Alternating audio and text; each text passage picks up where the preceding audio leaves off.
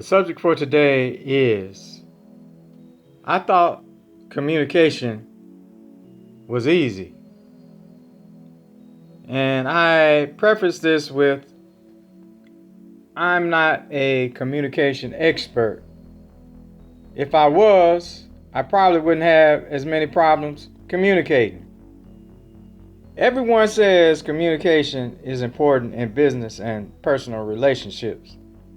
I used to think that communication was easy, but it can be very complicated because everyone has their own idea of what communication is.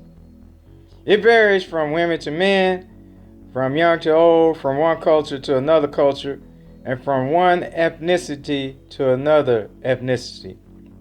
So being understood in these different environments can be complicated. For today, let me explore direct and indirect communication and how they can be in conflict. I will start with myself. I'm an indirect communicator, meaning I like to say a few sentences to communicate my answer, and somewhere in there is my answer to a question, which may not be understood by a direct communicator. A direct communicator would probably be thinking he could have said that in a more direct fashion without beating around the bush. Why can't he just give me the concise answer I want? But for a direct communicator, when they ask you a question, they only want a yes or no answer without all the variables, or at least a direct answer to the question. Many times, a direct communicator wants what is asked and nothing extra. Depending on a person's communication style, he will respond based on his own style, and sometimes I believe some of the communication styles are based on personality. I must admit, I fail most of the time in communicating in a particular foreign style of communication, and I revert back to the way I communicate.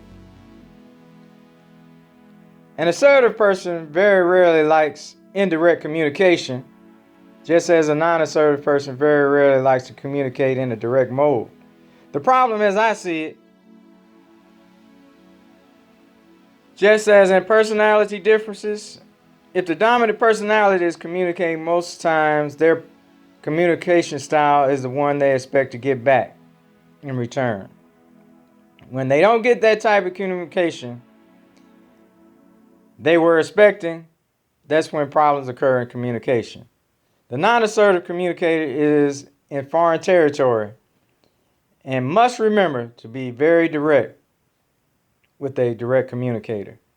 As in strong personalities, the dominant personality very rarely lets the non-assertive person communicate in their mode of indirect communication easily.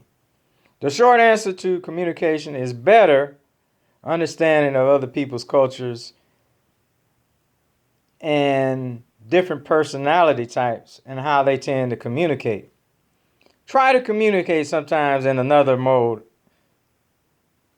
If you are an indirect communicator, try to communicate using direct communication when you're talking to a direct communicator. If you're a direct communicator, try sometimes talking in an indirect mode. Think of it this way. You are learning another method of communication, which will be beneficial to you in communicating to others. Thanks.